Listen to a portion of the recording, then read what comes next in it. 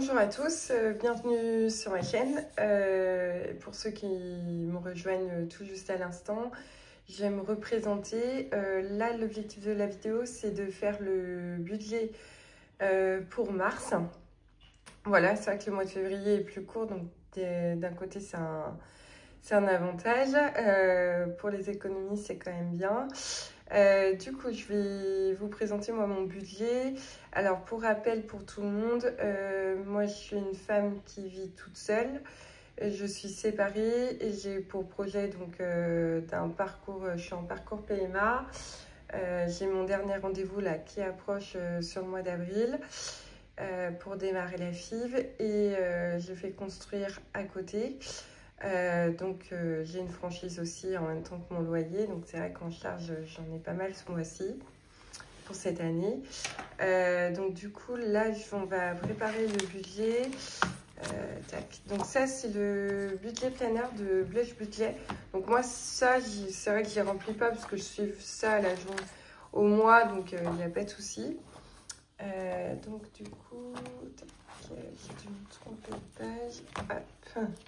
Je reviens un peu en arrière. Voilà. Donc, sur le salaire de janvier qui a évolué, parce que j'ai été augmentée, donc tant mieux pour moi.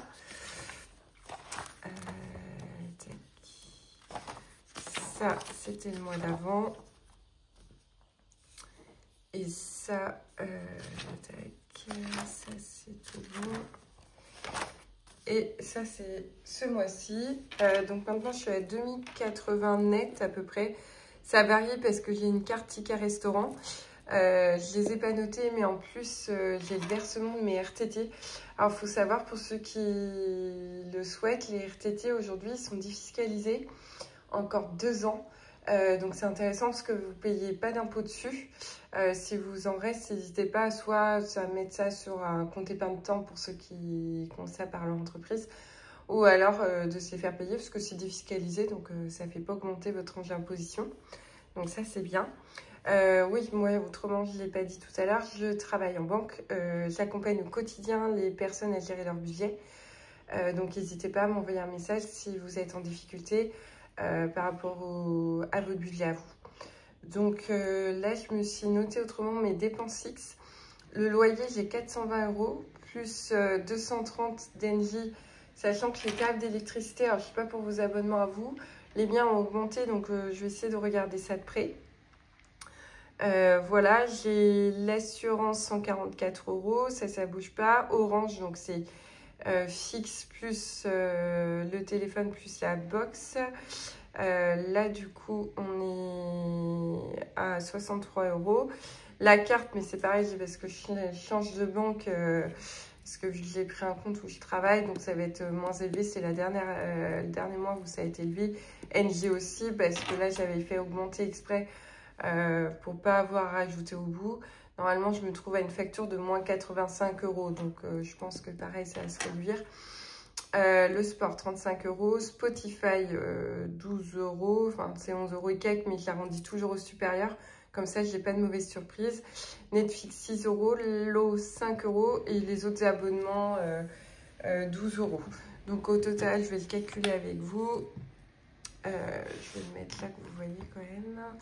Donc, ça fait 420 plus 230, plus 144, plus 63, plus... Alors, je suis désolée si vous entendez ma machine à laver en même temps, un peu bruyante, plus 35, plus 12, plus 6, plus 5, plus 12. On est à 957 € en total, donc ça me fait un reste à vivre à moins 957 à 1123 €. Ajouté à ça, j'ai des crédits. J'ai mon crédit travaux de l'appartement que j'ai vendu parce que le taux était à 1%, donc j'ai voulu le laisser pour que ça puisse me faire plus de capacité d'épargne et pour pouvoir payer la franchise.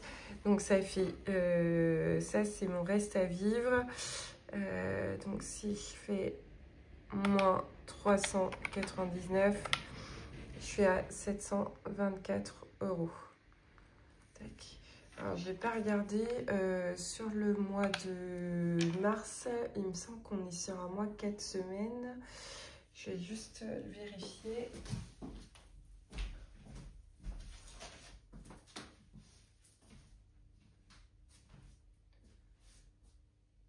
Alors, je suis juste en train de vérifier sur le mois, si on est un mois à 4 semaines. Tac.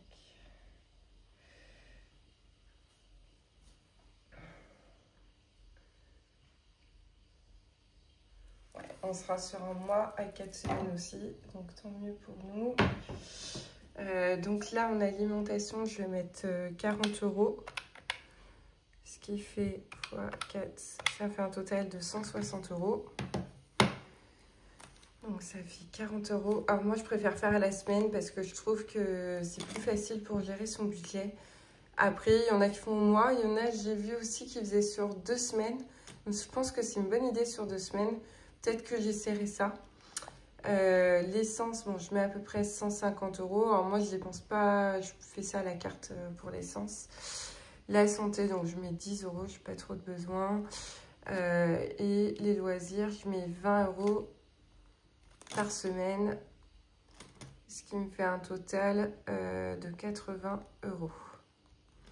Donc là, ça veut dire que j'ai donc 160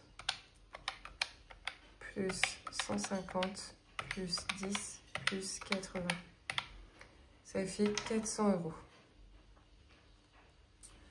Donc ça veut dire qu'il me reste 324 €. Non, j'ai dû faire une erreur, excusez-moi, je recompte. 150 plus 10 plus 80. Ça fait 400 €, donc il reste 324 € à mettre dans mes épargnes. Donc là, en fonds d'urgence, je vais remettre 50 €. Donc plus 50, donc ça ferait 100 €. La voiture, pareil, je remets 30 €. Je ne vais pas trop changer parce que je pense que les revenus n'ont pas trop évolué.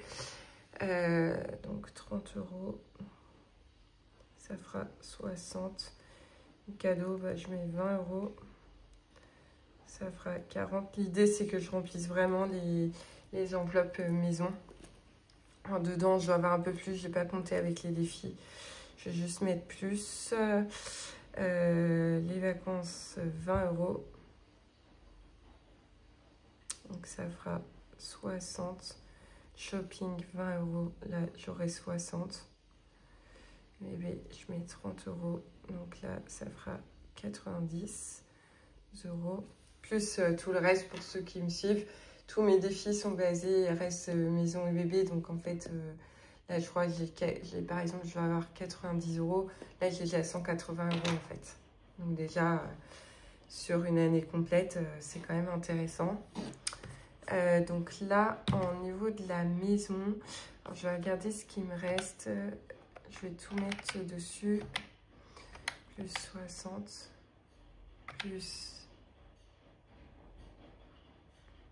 Alors, 160 plus 40.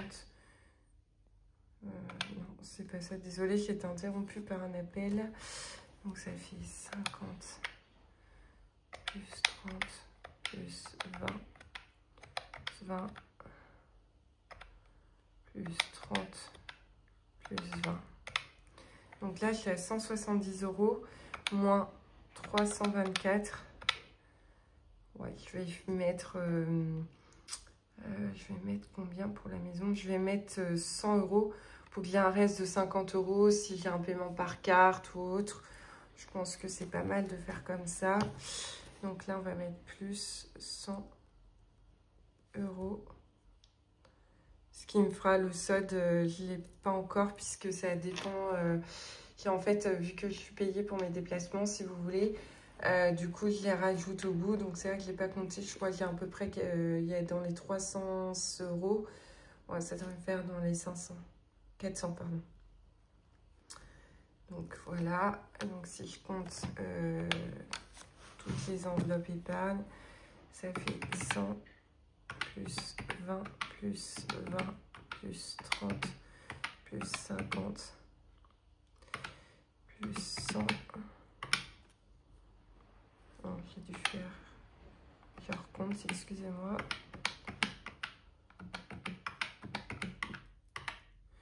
Plus 100 plus 30 plus 20. Ça fait 270 €. Il me reste en CB 50 €. Donc là, ça fait un total de 270. Je calcule pour mes épargnes. 50 plus 30 plus 40 plus 40 plus 300 plus 60 plus 20. C'est sans compter mes défis. Hein. Parce qu'avec mes défis, là, je pense que je dois être autour de 1000 € en fait. Parce que c'est vrai que ce mois-ci, j'ai dépensé quasiment pas mal de mon livret. Parce que j'ai payé la compte, mais je le savais, c'était pour la clôture. Donc c'est vrai que là, ça fait quelques frais en plus. Mais là, j'ai le notaire qui doit me rembourser. Donc je sais pas combien, plus avec la facture d'électricité, plus mes RTT, je pense que je vais retrouver à peu près mon épargne que j'avais. 40 plus 60 plus 400 plus 90 plus 60. On sera à 810 € déjà.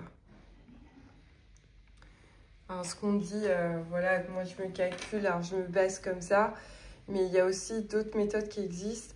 Il y en a qui m'ont demandé sur les 50-30-20. Les 50-30-20, franchement, je conseille quand on touche plus de 2000 € par mois et 2000 € tout seul en couple, je dirais plutôt 40. Ça veut dire que les 50%, ça devrait être que pour vos charges, celles-ci en fait, les charges fixes tout le temps. Donc si vous calculez un salaire à 2000 €, ça veut dire que 1000 € sont pour vraiment vos charges fixes. 30%, il y a les loisirs dedans. Donc ça veut dire que sur 2000 €, désolée, j'ai pas envie de calculer tête, ça fait 600 € qui devraient être pour les loisirs. Donc tout compris les abonnements, Internet, moi je mettrais ça presque dans les loisirs.